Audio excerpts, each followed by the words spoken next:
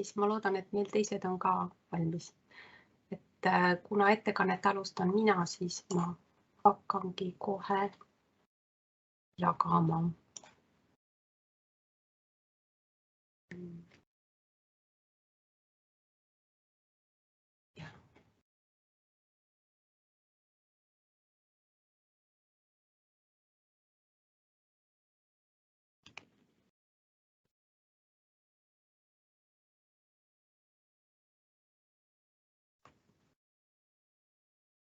Nii.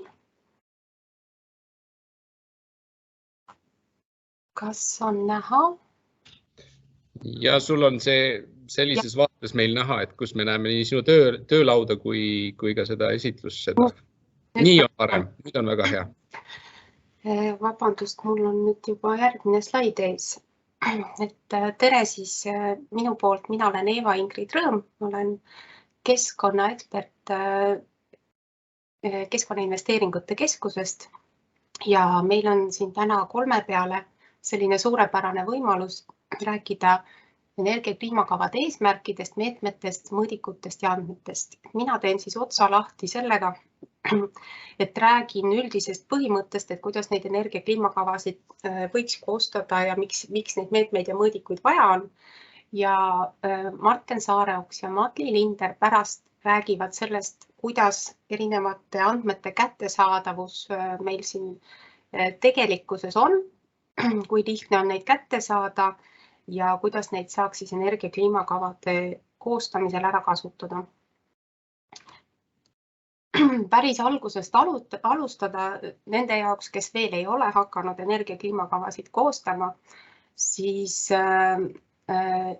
võib öelda, et see energia kliimakava on justkui selline võtmedokument targa ja jätkusuutliku ja kliimaneutraalse linna poole liikumisel.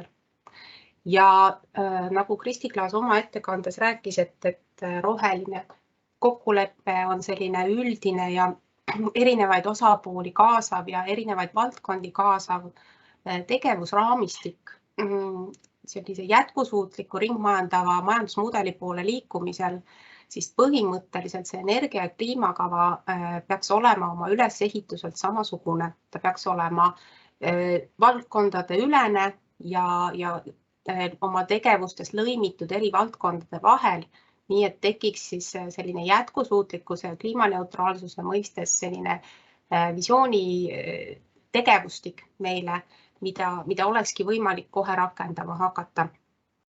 Ja nüüd selle tegevuste heaks elluviimiseks loomulikult on oluline tark juhtimine kohalikus omavalitsuses, nii juhtimise kui seire tasandil. Teiselt poolt loomulikult elanikkonna ja kogukonna ja organisatsioonide kaasamine ning ära ei tohi unustada ka seda sisendit, mida pakub siis see teave. Et loomulikult selleks, et kuskile liikuma hakata, on meil kõigepealt vaja teada, mis meil on olemas, mis seisus me oleme. Ja tõepoolest kaetud on päris paljud valdkonnad. Siin on väga palju räägitud sellest kliimaneutraalsusest kui sellisest, et vähendada kasvuhoonegaaside heidet ja selleks loomulikult on väga tähtsad nii energeetika valdkond, renoveerimine kui ka transpordi üleminek tõhusamatele ja taastuvenergiat kasutavatele lahendustele. Aga ma rõhutaksin siin juures siis neid teisi pehmemaid valdkondi, mida võib-olla nagu esimese asjana kliimaenergiakavaga nii väga ei seostagi, milleks on siis jätkusuutlik elurikkust toetav ja puhas loodus ja elukeskkond, et ühest küljest kliima juba on väga tugevalt mõjutanud elurikkust, ta ei ole loomulikult ainus asi, mis elurikkust mõjutab, aga üks tugev mõjutaja. Et selles mõttes me ei saa ära unustada seda, et elurikkust tuleb ka toetada kliimategevuste käigus. Ja teisest küljest, kui mõelda, et mis on need kallid tegevused ja mis on need odavad tegevused, siis võib-olla see elurikkuse hoidmine ei olegi niivõrd kulukas, aga samas on ta väga vajulik. Mida hiljem me seda tegema hakkame, seda kulukamaks see meie jaoks läheb. ja samamoodi ringmajanduse osakaalu ja tähtsust ma rõhutaksin siin just nimelt selles kontekstis, et ilma ringmajandamata ei ole kliimamuutuste ärahoidmine mitte mingil viisil võimalik.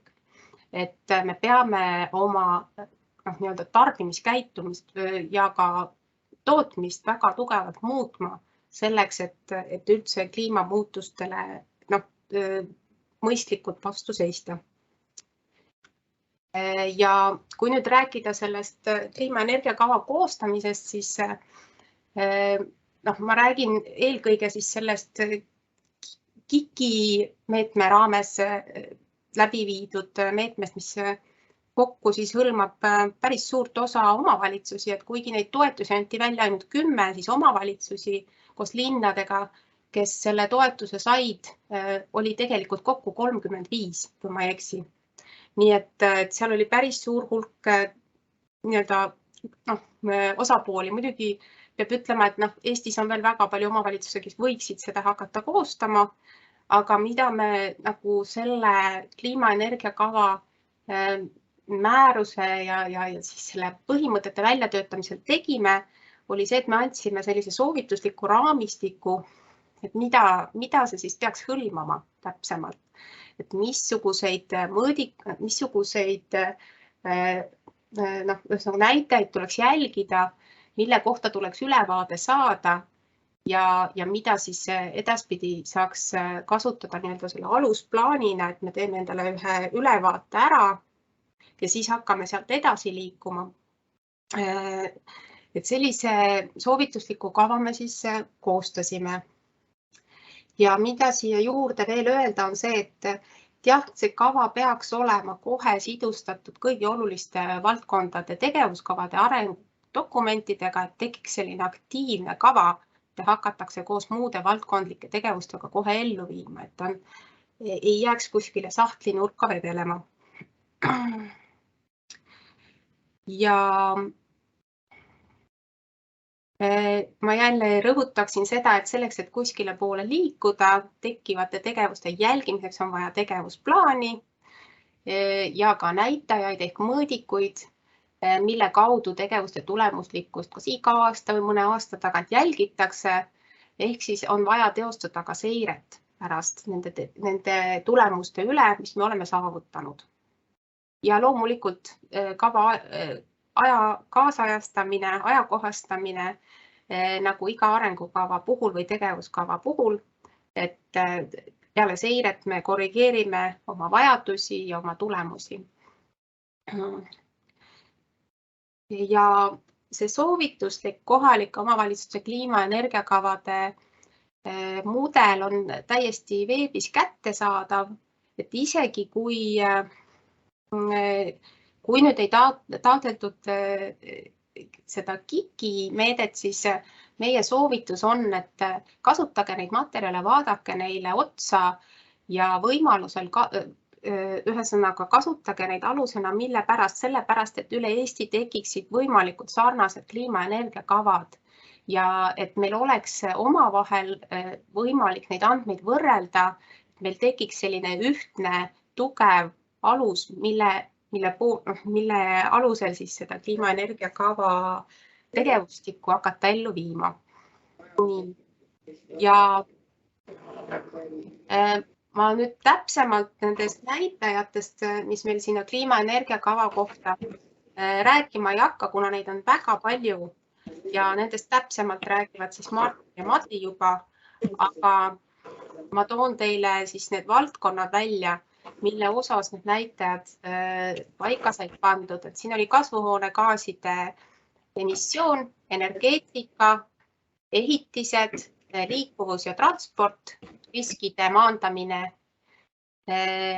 üldiselt siis, aga eelkõige siis kliimariskide maandamine, biomajandus, looduskeskkond, ringmajandus, kogukonna teavitamine, eelarve ja siis üldised näitajad nagu kogukond, teadlikkus, koostöö. Et need on siis valdkonnad, kus näitajaid on siis soovitatud ja loomulikult need ei ole kohustuslikud, nagu ka kliimaenergiakava koostamine ei ole üldse kohustus, vaid on pigem võimalus. Aga kui nad kohaliku omavalitsuse tasemel, siis need näitajad, mis siin on toodud, ikkagi on nii-öelda pädevad, siis me soovitame neid ikkagi kasutada. Ja ma arvan, et kuna meil siin aeg väga kiiresti jookseb, ma olen seda juba päris palju ära kasutanud, et siinkohal ma siis nüüd lõpetaksingi ja annaksin sõna edasi Martenile. Aitäh! Aitäh! Hea sissejuhatuse eest. Puudutan väga mitmeid punkte loomulikult, et ma proovin oma ekraani nüüd jagada. Loodan, et on näha sinist ekraani ja õnneks ei ole selline sinine, kus ainult pilt on, vaid on ikkagi tekst ka peal. Et mina proovin edasi rääkida siis energia- ja kliimakavadest ja energiaandmetest, et ma just rõhutangi, et ma räägin pigem nagu energiaandmete ja nende kogumisest ja kus neid saab ja võib-olla nendele teistele valdkondadele nii palju ei keskendu, nendest räägib järgmine ettekandja. Et me siin Tartu regiooni energiaagentuuris oleme teinud nii-öelda kui linnapeade paktid ja nii-öelda PIK-i kavad kokku lugeda. Ma arvan, 10 kava on vähemalt kas tehtud või kokku siis käigus hetkel praegu, et natukene teame, millest räägime ja oleme need andmed pidanud koguma. Et esmalt ma kordan seda sama, mis tegelikult eelmise ettekandes läbi käis, et mida ei mõõda, seda ei saa ka juhtida. Ja sellepärast tegelikult siin on üks väike osa sellest PIK-i soovitatud eesmärkide mõõdikute tabelist ja võib-olla ka see osa, millele ma siin ka rohkem keskendun, see esimene osa. Lisaks sellele läbivalt mul ettekandes on proovitud alati panna lingid iga pildi või iga teema alla, kus võib-olla siis kõige lihtsamalt saab ka selle ligipääsu, et seda saab jälgida, et see oleks ka pärast kasutatav. Aga täpselt, et mida ei mõõda, seda ei saa juhtida, et selles mõttes on väga hea, et meil on siin ees teatud soovituslikud näitajad, mida siis peaks hetkel olukorra kaardistama ja mida peaks siis nagu jälgima tulevikus, kuidas need muutuvad. Ja selle jaoks oleme meie vähemalt arvanud, et väga oluline on siis teha energiainventuur nii omavalitsuse territooriumile, kui ka siis võimalikult palju vaadata siis munitsipaalsektori sisse, et siin tänapäeval hommikupoole ka näidati, et munitsipaalsektor on sihuke, seal oli küll näide 5%, aga on 3 kuni tegelikult 10% ütleme, et siis territooriumi energiatarbest või heitest. Aga jah, inventuuri puhul on see oluline, et siis saaks baasolukord meil kaardistatud, et me teaksime, kus me oleme tarbimiseni kui heite koha pealt. Et miks see oluline on ka selle jaoks kava koostada, et kui mingit tegevust või meedet kujundad, et kui sul ei ole sellist referentsi või võrdluspilti ees, et mis suurusjärgus me räägime, siis sa võib-olla ka ei oska ette kujutada isegi, mis tänavavalguse puhul see tulemus on, kuigi ma tean, et tänavavalguse projektidel on nii-öelda blankett ees, mida täita tuleb ja teistel ka, aga siiski see annab sellise mõõtme. Ja väga oluline on tulevikus ka, kui seda tabelit vaadata, siis selle seiramine tulevikus, et need andmed oleks ka tulevikus kättesaadavad, mis mõnede andmete puhul on suhteliselt ajamahukad ja vaevarikkad võib-olla, aga jõuame nendeni. Täna ma siis keskendun siin ettekandes elektrienergia, soojusenergia, transpordi andmetele, keskendun ka eraldi munitsipaalsektori andmetele ja teise teemana veel kõrval räägin ka hoonete andmete kogumisest. Ja kõigepealt alustan sellega, et ma natukene mõtlen, et millest me siin piiritleme, millest me täna siis räägime, et peamiselt siis kas kavad on meil omavalitsuse tasemel või siis ka maakonna tasemel. Mõned maakonnad on küll niimoodi, et linn on võib-olla eraldi ja maakonna ülejäänud omavalitsus on koos. Igatahes me räägime munitsipaalsektorist, territooriumist ja siis osaliselt ka maakonna energiaandmetest. Aga mul siin on näha ka alates Euroopast. Et Euroopa tasemel, kus tegelikult leiab mõnikord isegi võib-olla mugavamalt, riigi kohta andmeid on Eurostat. Ja ma pigem toon selle välja sellepärast, et seal on väga hästi välja toodud sektorite jaotus, mida ka siin tänapäeval varem on käsitletud, aga ma arvan, ka selle poole peaks pürgima nendes kavades, mida me teeme. See ei ole hetkel 100% muidugi võimalik, kui me kogu territooriumist räägime, kohaliku omavalitsuse territooriumist. Järgmine tase, kus me siin andmeid näeme, on Eesti Statistikaametis, me saame pigem maakonna kohta, samamoodi on Transpordiametis pigem siis maakonna, aga on ka mõned linnad välja toodud ja energiatalgud kujutavad ka ikkagi pigem nagu riigi kohta andmeid. Et energiatalgudest ja mõnest asjast veel ma räägin sellepärast, et need olid nagu soovitatud teemad, mis on ka KIK-i töö juures soovitatud andmebaasidena, mida kasutada, aga lisaks sellele ma räägin ka siis järgmist asjadest, mis on siis maakonna ja territooriumi, pigem keskendunud territooriumi andmete kogumise peale, et on see meie Elering, mis aitab maagaasi ja elektriandmete puhul, Maksu- ja Tolliameti kütusekogused, Keskkonnaagentuur, oma katelde ja õhuheite tabeliga, aga ma räägin neist natuke täpsemalt pärast koos linkidega. Ja järgmine tase on siis juba ehitusregister, kus leiab kindlasti territooriumi kohta andmeid, energiamärgised, hoonete kogused ja siis meie jaotusvõrgu ettevõte, mis nüüd praktiliselt kogu Eestit katab tänase päeval. Ja lisaks ma natukene põgusalt räägin ka teistest KOV territooriumi kohta andmetest, mis on siis uuringute põhised. Ja toon eraldi välja praegu veel selle, et meil munitsipaalsektori kohta on siis väga hea, et peab järge tehnilise järelevalveamet.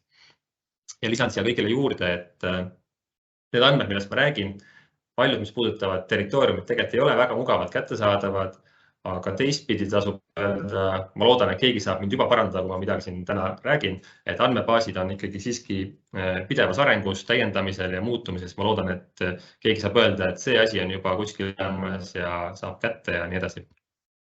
Aga ma alustan uuringutest, mida on ka täna juba mainitud, aga ma toon ikkagi korra veel ette, et need on siis tavaliselt staatilised andmed on nendes, mis on siis ühe aasta kohta, aga mis puudutab siis seda kohaliku omavalitsuse energiasäästu ja taastuvenergiaallikate rakendamise võimaluste analüüsi, mis siis on 2021. aastast.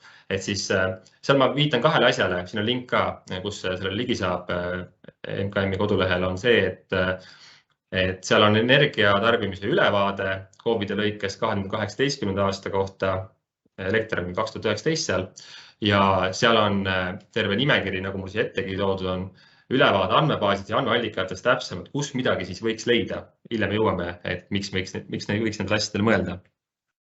Ja teine väga oluline asi, mis on siis 2019. aasta kohta, mis ka paljudel, ma arvan, KIK-i energiakavades on baasiaastaks võetud, on siis Keskkonnauuringute Keskuse heite uuring ja selle jaotamine siis kohalike omavalitsustele, et sealt leiab sellises 6 või 7 valdkonnas need heited, et neid kõigile saab uurida ja vaadata, võrrelda teiste andmetega, millest me edasi räägime. Siis on meil olemas Eesti Statistikaamet. See, mida ma lihtsalt tahtsin ka selle välja tuua, et tegelikult saab Statistikaametilt ju tegelikult tellida tööd statistika töötlemiseks ja selles mõttes, et mingi lisaandmeid veel saab minna nende juurde ja andmetöötlus kohtad seal, ühesõnaga andmebaasiga tutvuda koha peal natuke täpsemalt siis, kui tegelikult me välja näeme, aga paljud muidugi selleni ei jõua ja see võtab aega, see on kulukas ja nii edasi.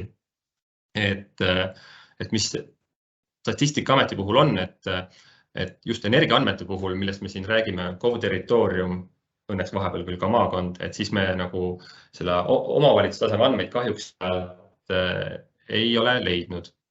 Et vanasti oli seal selline andmestik nagu nimetusega G07, kus siis olid kõik maakonnataseme andmed alates, ma kohe näitan ka, mis seal on, ja mõned Tartu ja Tallinna linn eraldi välja toodud. Nendest oli ikkagi abi väga palju energiaandmete kasutamisel, võrdlemisel, ülejäänud andmetega töötlemisel. Ja loomulikult Statistikaametis, kui energiaandmeid ei leia, siis vajalikke üldandmeid ja muid asju leiab ikka KOV-i kohta, elanike arvu, maakasutuspindala ja ilmselt muid asju veel. Aga tänasel päeval siis see, mis on energeetika kohta seal väljas, on kõik riigi tasemel. Ma loodan, et keegi saab parandada mind loomulikult, aga see, millest ma alguses hakkasin rääkima, et seal oli G07, millest ma natuke tunnen puudus, see oli siis kütuste tarbimine maakonna lõikes, kus oli maakonna kohta kõik kütuste tarbimised, elektrienergia soojustarbimine, mis tegelikult annaks meile selle iga-aastase ülevaate, kui ta oleks KOV kohta muidugi, aga maakonna kohta ka annaks paljudele selle ülevaate energiakasutusest ja kütuste tarbimisest siis nagu selles kas siis maakonnas või siis mõnes linnas, mis seal oli kajastatud. Et loomulikult seal ei olnud sellist sektoriaalset jaotust, nagu ma näitasin Eurostati puhul. Ei olnud näiteks, mis me väga oluliseks siin peame, on taastuvelektri kasutamist ja munitsipaalsektoriga eraldi olnud välja toodud, aga siiski väga hea taustainfo. Kahjuks tänaseks on lõpetatud tabelit hulka lükatud. Siis on energiatalgud, kus tegelikult ta vahepeal oli energiatalg kadunud, aga kui mina ülikoolis käisin, siis oli selle ajal juba väga kasulik koht, kus leida väga palju taustainfot, andmeid, uuringuid, mis minu eriala, ma ei tea, tööde ja kursuse tööde kõigi asjade juurde oli väga vajalik ja nii-öelda sealt leitav, siis täna on ta jälle, et ta on nüüd kätte võetud, ta on uuendatud, seal on koondatud päris mitmeid andmeallikaid, nendest on tehtud meile loetavad tabelid nii Statistikaametist kui Eurostatist. Seal me näeme siis kas või Eesti kohta me näeme sektoriaalset jaotust, kuidas aastate kaupa on olnud energia kasutuses ja seal on väga palju, mida uurida. Lisaks sellele muidugi märgin ära, et kas või näiteks see tänane nii esimene töötuba kui järgmised, et kõik info, mis siin on, läheb sinna energiatalgudesse ja kokkuvõttes tekib sinna juhend või abimaterjal ka nii-öelda nende energiakavade koostamiseks, võiks öelda. Siis on olemas minu omavalitsuse portaal. Ma loodan, et väga paljud siin olijad on seda kasutanud, et mina peamiselt olen seda kasutanud küll selle jaoks, et sealt lihtsalt nagu huvi on, et võrdled ühte või teist mingit valdkonda niimoodi hetkeliselt, aga sealt leiab ka ja siin on ka muidugi KIK-i selles andmekogumisel on ka viidatud päris mitmetele ridadele, et sealt leiab üht-teist selle kohta näiteks kas või palju hooned on see energiaklassis, mis on üks vajalikke indikaatoreid, mida jälgida täna ja tulevikus energiakavas. Aga sealt on ka väga mugav võrrelda erinevaid omavalitsusi, milline on Eesti, ma siis näitan, et milline on, seal on välja toodud, milline on Eesti keskmine omavalitsus, selline visuaalne vaade erinevatest valdkondadest. Hetkel on siin alla kaart liikuvusest, et kus siis on näha, et ma ei tea, esimese asjana jääksid Tartu ja ma ei julge öelda, mis omavalitsus seal praegu on niimoodi kaardi pealt, aga et jäävad silma sellised ekstreemumid, saab edasi uurida. Enda omavalitsuse kohta kindlasti saab vaadata. Samal ajal saadki võrrelda naabritega, mingi konkreetse KOV-iga, erinevaid valdkondi, kuidas see on kujunenud. Ja õnneks tegelikult, kui on sügavam huvi, siis sealt leiab ka andmebaasi nendest nii-öelda kogu KOV-i saadud KOV-idelt või omavalitsuste saadud vastustest, kus siis tõesti leiab tükkide arvuna või ruutmeetrite arvuna või kilomeetritena need vastused ja neid saab rakendada, indikaatorite jälgimisel kasutada ja nii edasi. Ja me tegelikult siinkohal näeme, et see minu omavalitsus on hetkel juba väga palju edasi läinud ja võib-olla teistpidi, ma arvan, et omavalitsuse inimesed näevad, et neid küsitakse ühest, teisest ja kolmandast kohast kogu aeg andmeid või infot või midagi. Et võib-olla see ongi üks keskne koht, kus vähemalt seda sorti, mille pärast me täna siin oleme, andmed omavalitsuse tasemel nii-öelda kokku saavad, kus riik saab neid vaadata, kus teised saavad vaadata ja kus veel endal on olemas nii baas kui siis areng nagu kirjas. et selles mõttes, et sinna on proovitud rakendada ka palju keerulisemaid andmete küsimisi, siin näiteks ühel aastal kaugkütte kohta olid väga keerukad küsimused, millele ilmselt vastuseid siis piisavalt ei tulnud ja tänapäeval seda ei ole, aga siiski tulevikus võivad tulla ka sinna sellised andmed, mis meid väga palju aitavad selle inventuuri juures. Siis mainiksin järgmisena Transpordiametit, mis siis annab küll peamiselt maakonna taseme statistikat autopargi, ühistranspordi kasutamise ja liikumisviiside kohta, aga minu jaoks on väga kasulik abivahend olnud iga-aastane aruanne autopargi läbisõit, mis iganes aasta. Eriti aitab see nende suuremate linnade puhul, kus siis ikkagi mudeldatakse see läbisõit miljonites kilomeetrites, aga seal leiab ka erinevate teede ja leiab seda, selles aruandes on veel seda infot, et kuidas autopark näiteks jaotub või kuidas liikumine autopargis jaotub, ehk siis kilomeetrid erinevate autogruppide vahel ja nii edasi, et selle järgi saab nagu teiste andmetega koos võrreldes ikkagi infot või vähemalt taustainfot küll juurde.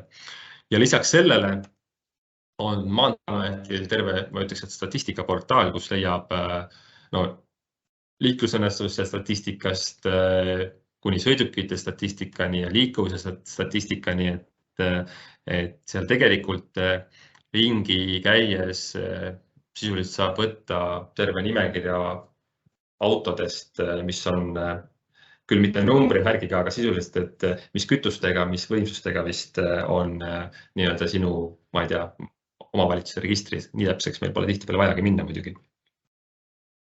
Ja siin on ka link sinna uuringuteni ja statistikaportaali on ka link olemas.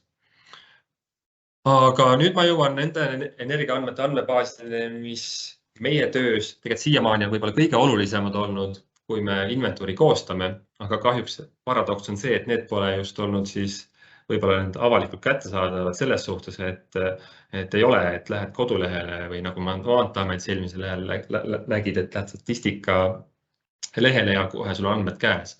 Kahjuks on neid küsida tulnud.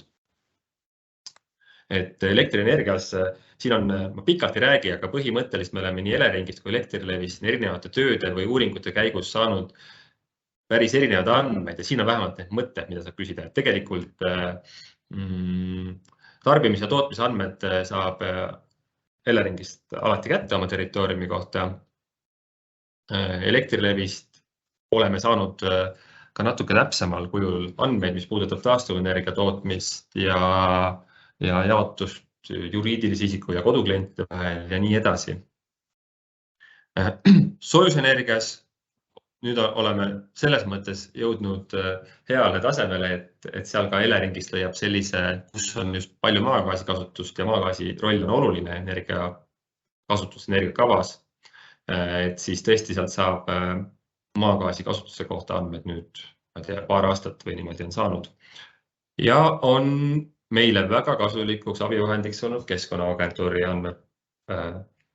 andmebaas, aga sellest räägitakse ka ilmselt pärastpoole ka pikemalt, aga siiski just see, sealt tulevad heitenumbrid kui ka kütuste kasutused ja soojustoodan, elektritoodang, need kõik on selles mõttes kajastatud, seal on terve riigi õhuheitmeloaga või õhuleitluba vajavad katlad ja selle abil saab väga palju teha. Muidugi see nõuab tööd, sest ega see andmebaas pole selle jaoks tehtud, milleks me seda kasutame, aga sellest on väga palju abi. Ja transpordi koha pealt me oleme kasutanud nii-öelda seda eelmisel slaidil nähtud Maanteeameti statistikat kui ka siis küsinud Maksu- ja Tolliametist just siis kütuste tarbimise infot, kütuste müügiinfot kohalikest omavalitsuse tanklatest, mille kaudu siis saab järgmise pildi või pusletüüki kokku panna. Ja see on väga kasulik olnud, aga nende on jälle kõike pidanud küsima eraldi, et siis peab ette teadma. Räägime ka hoonetest, et ma arvan, et väga rahule võime jääda me täna juba vähemalt võrreldes, ma ei tea, mõne aasta taguse ajaga ehitusregistriga ja seal oleva ehitist infoportaaliga, milles on siis näiteks ehitiste koondvaade, kust tõesti saab teha päris ühtepidi keerukaid, aga teistpidi vastuseid andvaid päringuid automaatselt selles mõttes, et see on avalik info ja nii edasi. Et kas või praegu see tabel, mis mul ette pandud on, et energiamärgiste kohta mitu hoonet on ja kui palju mingeid energiamärgiseid on, saab selle kaudu kätte, et sellel nii-öelda tabeli, mis seal saab kujundada, seal ei ole tabelid, seal võib jooniseid lasta teha, on mitu erinevat mõõdet saab ühes koos panna. Siin on praegu siis peamine kasutusotstarbe klass, energiaklass ja siis mitu hoonet siis vastavas omavalitsuses. Tegelikult siit saab info väga hästi kätte ja kõike selle saab siis ka võtta endale Exceli või CSV failiga alla. Et siin on veel lihtsalt värvilisi pilte, et nagu ma ütlesin, et ainult tabelit see teha, vaid saab ka erinevaid jooniseid tal kujundada juba ette. Nii, munitsipaalsektorist. Nagu üleval on öeldud, et see munitsipaalsektoriga on tihti nii, et oma vara ja omad andmed. Et otseselt neid andmeid pole kuskil mujal nagu kajastatud. On küll mõned näited riigirahaportaalist, kus siis on andmed, aga või ka minu omavalitsus, kus tegelikult siiski on need omavalitsuse poolt saadud sisendid enamasti. Ja andmed siis tuleb ise koondada, kasutada oma spetsialiste, oma raamatupidamist, partnereid. Et siin on siis ütleme, et loend erinevatest huvipakkuvatest või millele mõelda võiks munitsipaalsektori andmetest ja nende puhul on see oluline võib-olla esimese asjana, et proovida kasutada ikkagi olemasolevaid andmebaase, mis on siis juba ära näidatud varem mainitud korra, et on see, kui ei ole hoonete nimekirja isegi näiteks omavalitsustel, siis selle võiks saada Tehnilise Järelevalve Ametist, kes peab seda silmas. Siis on Elering ja Elektrilevi, kui on kliendihaldur ikkagi olemas, mis tavaliselt on juriidilisel isikul, siis selle kaudu oma kõikide mõõtepunktide andmeid küsida. Kaugkütteettevõtetega tavaliselt kohalikud omavalitsused üldjuhul saavad normaalselt läbi, koos plaane tehakse või isegi ollakse omanduses. Sealt saab suure osa andmetest ja nii edasi ülejäänud valdkondade kohta samamoodi, mis peamiselt puudutavad elektrit või soojust. Aga kui olemasolevat andmebaasist siis leia, et on puit midagi muud, siis ülejäänud ühikud tuleb nii kirja panna, nagu nad on, et nii on kõige lihtsam. Ja alati oleme lihtsalt oluliselt pidanud mainida, et kui on ikkagi uue hoonest rekonstrueerimine toimub, siis tähtsamatele ikkagi seadmetele võiks panna ka, või ütleme, energiat rohkem kasutatud seadmetele panna ka mõõteseadmed peale, mida ka siis ikkagi eraldi jälgida, et see on siis ventilatsioon või soojuspump ja ka taastuvenergia tootmise üksustele. Tihtipeale jõutakse selleni, et tootmise üksus on aastaid juba olnud ja lõpuks ei teatagi, kas ta on midagi võrku tootnud või ei ole või üldse, mis sellega toimunud on, et siis võiks seda ikkagi mõõta. Ja üldandmed on ka vajalikud just selle jaoks, et luua mingigi võrdlussüsteem, et sa ei võrdle kahte erineva suurusega hoonet, et hoonete puhul on ruutmeeter väga abistav vahend, tänavavalguse puhul näiteks kilovatt-tundi valguspunkti kohta aastas. Ja oluline on lihtsalt seda, et kogu selle tegevust tehakse regulaarselt. Kord aastas kas või vaadatakse aastaandmed üle ja siis on enam seis teada. Ja automatiseerida on ka võimalik, aga mõnes mõttes kõige lihtsam automatiseerimine on see, et kui ühe korra läbi teed, siis sisuliselt on igale andmeallikal on kildid olemas. AIDS-koodid ehk Elektrileviga seotud asjad on need ja need saab alati panna uue aasta sinna järgi suhteliselt lihtsalt. Kokkuvõtteks,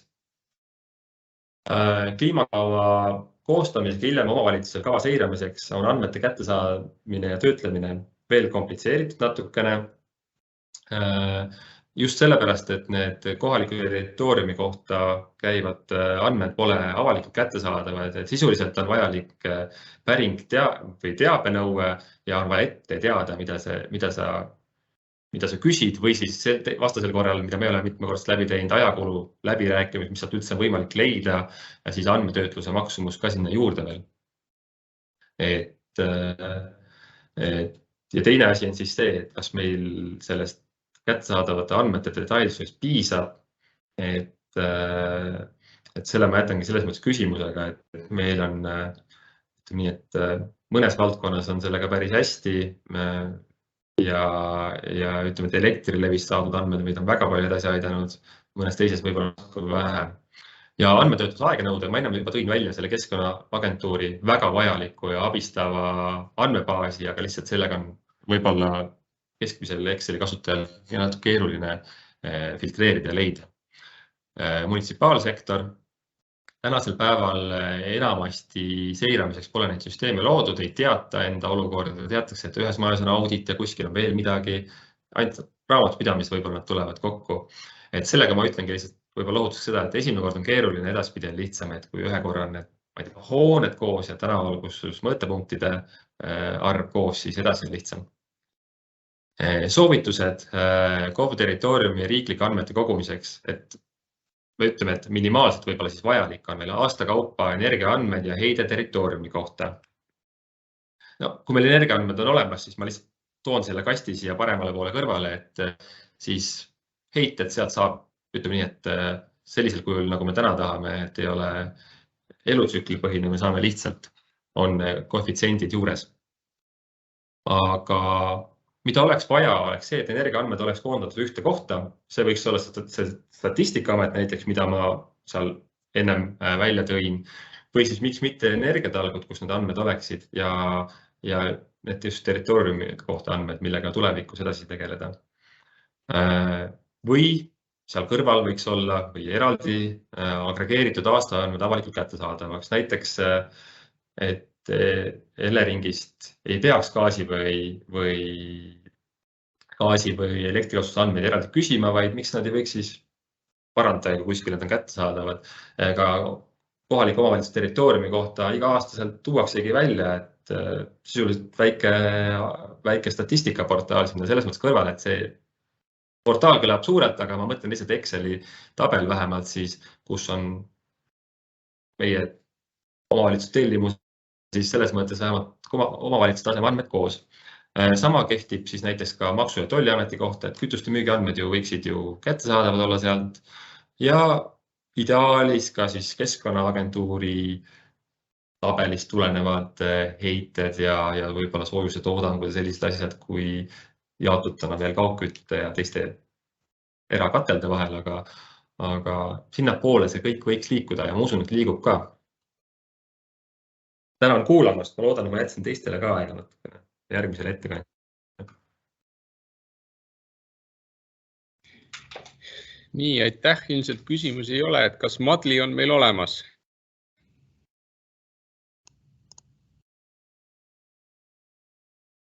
Tere, hea olen. Kas mind on kuulda? Jaa, väga hästi. Siis üritan jagada. Kas mu ekraan on näha? Väga hästi. Suurepärane. Nii, tere siis minu poolt ka.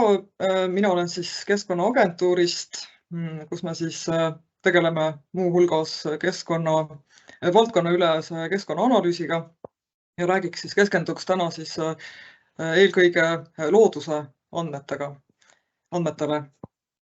Ja siis eelkõige niinimetatud ökosüsteemi teenuste kontseptsioonile ja mis andmed sellest siis välja on tulnud, mida siis saaks kasutada muu hulgas ka kliima- ja energiakavade indikaatorite sisustamiseks ja ka muudes otsustes.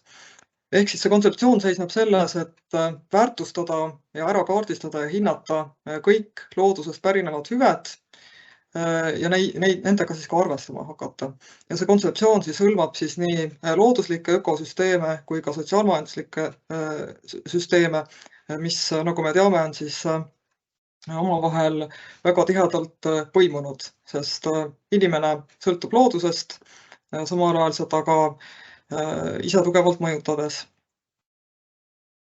Ja elurikkad ja toimivad ja heas seisundis ökosüsteemid on siis meile eluliselt vajalikud, et siis varustada meid niinimetatud ökosüsteemi teenuste ehk siis looduse hüvedega. ja muuhulgas siis tagada meile siis ka kliimamuutustega kohanemise võime. Selline riiklik projekt nagu Helme projekt on ellu kutsutud juba mitu aastat tagasi. Oleme mitu aastat tegelenud selle valdkonnaga, ökosüsteemiteenuste valdkonnaga. Selle projekti eesmärk on siis luua üleriigilised andmestikud, ruumilised andmestikud siis ökosüsteemide ja ökosüsteemiteenuste kohta. Siin on siis loetletud mitu tööd, mis on juba valminud, mis käimas. Et niinimetatud Helme 1 töö raames 2020 valmis siis üleriigiline kaardistus ökosüsteemide seisundi ja hüvede kohta ja praegu on meil käimas niinimetatud Helme 2 projekt, kus me neid samu loodushüvesid üritame sotsiaalmajanduslikus võtmes hinnata ja kaardistada ja samuti jällegi ruumiliselt. Ja väike kõrvalepõige siis ka, mis on Helme projekti raames tehtud, oleme tegelenud ka rohevõrgustiku teemadega. Siin on üks viide siis 2018 valminud rohevõrgustiku planeerimisjuhendile. Ja praegu tegeleme selle teemaga edasi, pärast tuleb veel natuke juttu sellest. Siis mere ökosüsteemi teenustega on ka natuke tegeletud.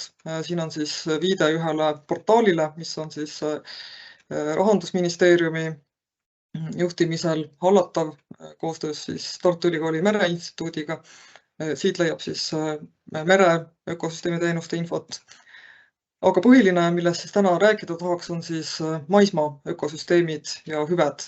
Et nagu sai mainitud, siis 2020 valmis selline suur üleriigiline töö 4 põhilise maismaa ökosüsteemi kohta: mets, soo, niit, põld.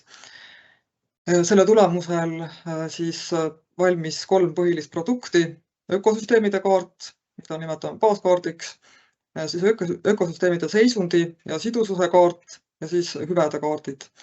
Ja need võimaldavad siis vaadata kohapõhiselt nende nimetatud aspektide infot, neid kokku koondada, summeerida, vaadata siis üleriigiliselt või siis kuskil mingis regioonis. Ja nende põhjal siis saab tulevikus teha ka uusi võrdlevaid hinnanguid. Ehk siis see Helme ei ole siis ühekordne projekt, vaid selle baasilt hakkab siis tulevikus toimuma ka riiklik kordushindamine. Ehk siis saame tagada riigi poolt siis ka tulevikus võrdlusandmeid nende samade aspektide kohta. Ja need andmed on siis avalikult kättesaadavad ja on mõeldud siis igasuguste ruumiliste otsuste toetamiseks. Ja mõned näited ka, et välja suumituna siis baaskaart ehk siis ökosüsteemide kaart näeb välja selline. Siin on viide Helme kaardikihtide kataloogile, see on siis üks veebirakendus, kus siis saab kõiki kihte alla laadida, vaadata, sisse suumida. Siis seisundikaart on hästi oluline produkt Helme projektist, kus me siis nendele 4 põhilisele ökosüsteemile hindasime, määratlesime ära nii-öelda seisundiklassid, mida võib siis nimetada ka looduslikkuse klassideks, mingis mõttes eriti metsa puhul. Ja kasutasime selleks siis kõikvõimalikke riiklikke andmebaase nende klasside sisustamiseks siis ja erinevaid näitajaid, siis, mis peaksid siis nende ökosüsteemide seisundit iseloomustama. Ja mis enne ka mainimata jäi, et see on kõik siis teaduspõhine, et selle töö juures nii Helme 1 kui Helme 2 on siis olnud meil terve suur hulk Eesti Maaülikooli ja Tartu Ülikooli teadlasi sellega tegelevad. Ja kiire ülevaade siis seisundi klassidest, et mis nad siis endast kujutavad. Vasakus ääres on siis detailne klassifikatsioon ja paremal on siis, kuidas me oleme klassifitseerinud need detailsed seisundiklassid siis 3 lihtsaks klassiks nagu hea, keskmine ja vilets. Et kõigil, kes neid andmeid kasutavad, oleks natuke lihtsam. Siin siis detailne kaart seisundi kohta ja siin siis see lihtsustatud kaart. Ja siit on siis näha ka väike statistika, et kuidas meil Eestis siis nende ökosüsteemidega lood on. Et oleneb siis ökosüsteemist, sooga on kõige parem olukord, teiste puhul siis varieeruvam. Ja põld on meil üldiselt kõige viletsamas seisus. Siin siis ka väike edetabel kohalike omavalitsuste kaupa, et kuidas siis omavalitsuse piires nende looduslike ökosüsteemide seisund on. Et määramata siis näitab seda, et kus ei ole siis looduslik ökosüsteem. Ja sedasama saab siis vaadata ka rohevõrgustikuga koos, et siin on siis toodud maakonna planeeringute rohevõrgustik koos Helme seisundiklassidega. Saab siis vaadata, et kus see rohevõrgustik tegelikult ka toimib, kus ta toimib halvemini, näiteks need kohad, kus siis ökosüsteemide seisund on tegelikult väga vilets, aga siin on joonistatud planeeringus rohevõrgustik, siis seal tuleb hakata sisse vaatama, et mis see siis on, et kas seal tegelikult rohevõrgustik toimib. Saab teha ka erinevat statistikat nii ökosüsteemide kaupa rohevõrgustikus sees ja väljas.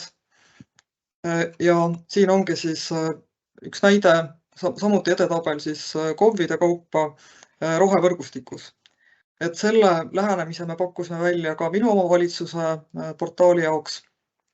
Et KOV-id, see pole veel avalik, aga kuskil juunis peaks siis saama ka avalikuks, et KOV-id saaksid siis vaadata, mis olukorras nende omavalitsuses looduslikud ökosüsteemid on ja kuhu poole siis hüüelda võiks. Et siia antakse siis ka lävendid, baastase, edasijõudnud tase ja nii edasi. Ja selle kohta siis meil on kavas ka Keskkonnaagentuuris teha juhend selle aasta jooksul, et kuidas siis selle rohevõrgustiku paremat seisundit saavutada, sest rohevõrgustik koos looduslike ökosüsteemidega ja nende seisund määrab vägagi ära ka kohalike omavalitsuste võime ka kliimamuutustega toime tulla ja üleüldse meile erinevaid hüvesid ja head elukeskkonda pakkuda. Üks oluline produkt on ka loodusmaastiku sidusus, mida siis saab samuti vaadata koos näiteks rohevõrgustikuga KOV-ide kaupa. Siin on siis lihtsalt välja suumitud, aga saab sisse suumida ja erinevat moodi seda ka visualiseerida.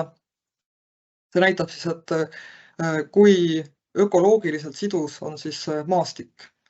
Et mida sidusam on, seda paremini see reaalne rohevõrgustik siis maastikus tegelikult toimib.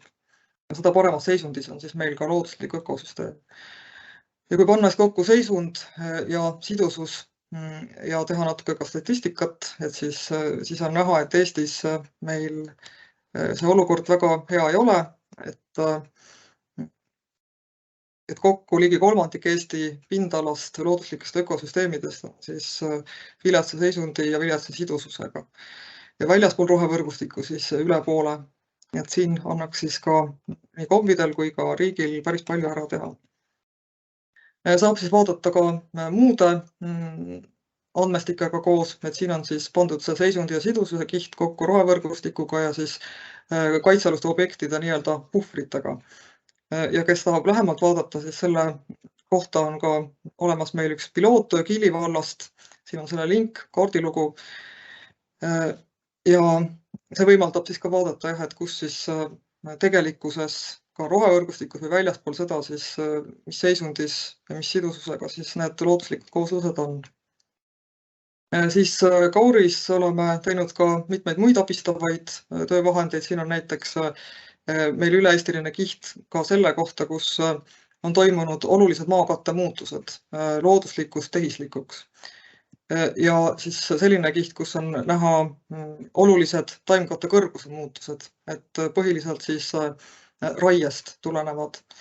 See on ka siis näitab ära sellised nagu konfliktikohad, et kuhu siis tuleks võib-olla ka rohevõrgustiku planeerimisel ja muudel planeerimisülesannetes, mis on loodusega seotud, siis võib-olla tähelepanu juhtida. Ja siis ka üks näide Kiili vallast, kus me siis selle piloottöö tegime, et kus siis saab vaadata näiteks, kus koridoris võib olla ajutiselt näiteks see koridor nii-öelda läbi lõigatud, kus on tehtud raie, aga me siis nutika või sellise mõistliku metsamajandamisega saame suunata, et laseme siis selle raiutud koha täis kasvada. Ja siis üks näide jällegi teisest planeerimisülesandest Lüganuse valla näitel, et siin saab ka siis vaadata, et kus rohevõrgustik võib-olla ikkagi tegelikult ei toimi.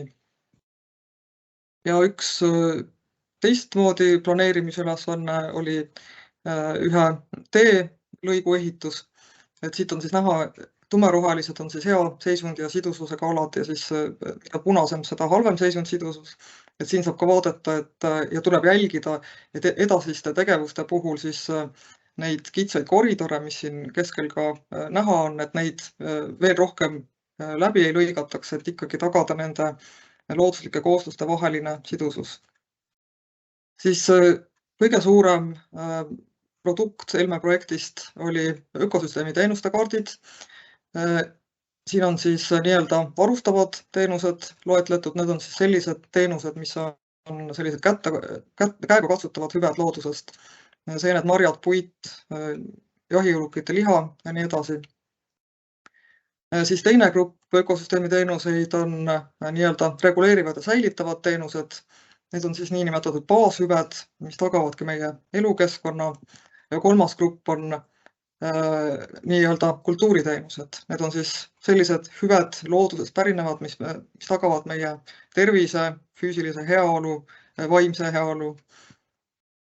Ja siin siis natuke sisse suumitud Kosevalda ja selle ümbrusesse mõned ökosüsteemi teenuste näidised toodud. Lisaks on pandud kaartidele peale ka rohevõrgustik ja kaitsealad, ja millele siin tahaks rõhutada, et ka väljaspool kaitsealasid ja ka väljaspool rohevõrgustikku on tihtipeale meie jaoks olulisi hüvesid, mida siis tuleb ka seal tähelepanelikult jälgida, et nende pakkumine seal väljaspool kas siis kaitseala või rohevõrgustikku ei väheneks, et tagada jällegi meile oluline hea elukeskkond.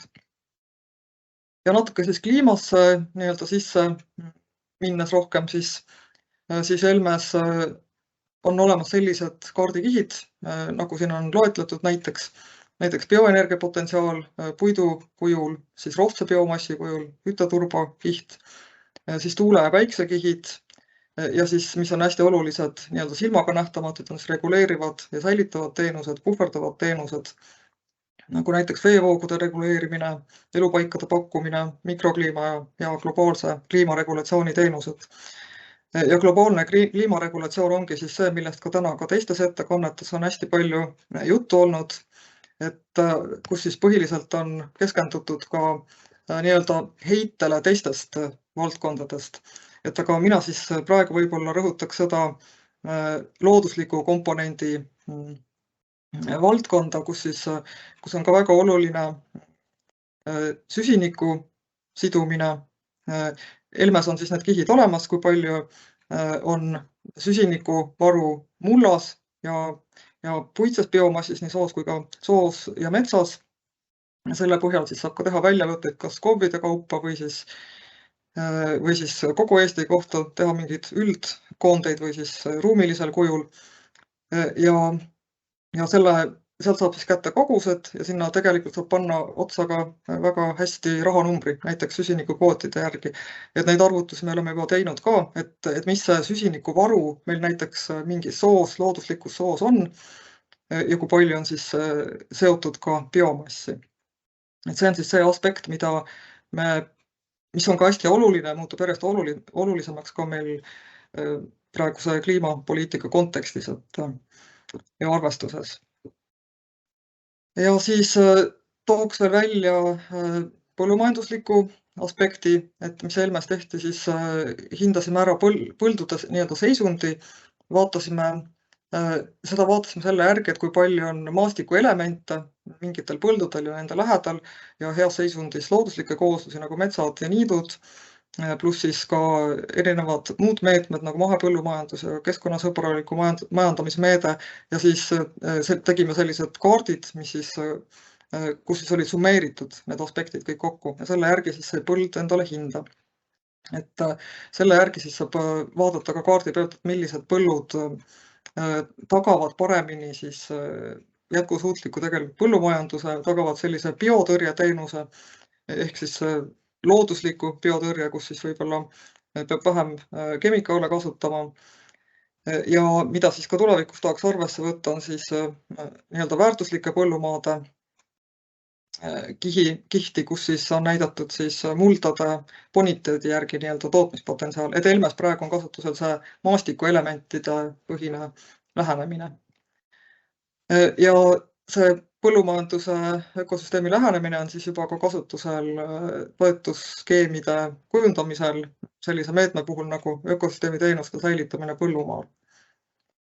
Ja kus siis mujal siis oleme mõelnud rakendamiseks juba räägitud rohevõrgustiku planeerimisel, siis tänase päeva kontekstis siis sisendina tõesti erinevatesse indikaatoritesse, muudesse mõõdikutesse, et lisaks sellele, et me oleme pakkunud selle Helme seisundi ja sidususe minu omavalitsuse portaali, siis praegu kaalume seda ka, et kevade kavasse seda panna.